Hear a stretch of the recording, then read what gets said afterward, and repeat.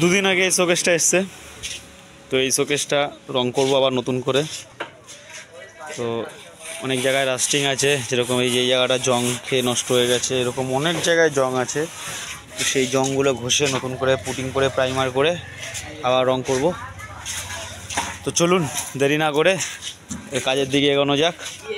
তো পাল্লাগুলো ঘষা কমপ্লিট আছে, তো এটাকে পুটিং করব।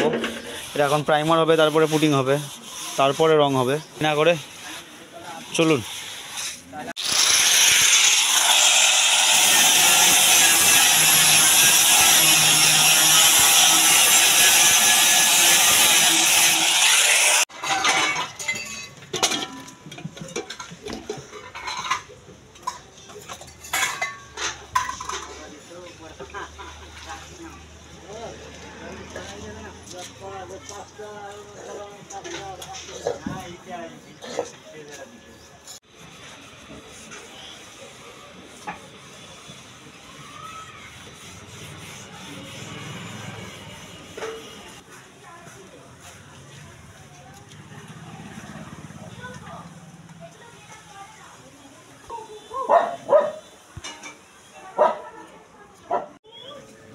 রোলেকের সিনথেটিক প্রাইমার, এটা আমরা পিএইচ গ্রে বলে থাকি।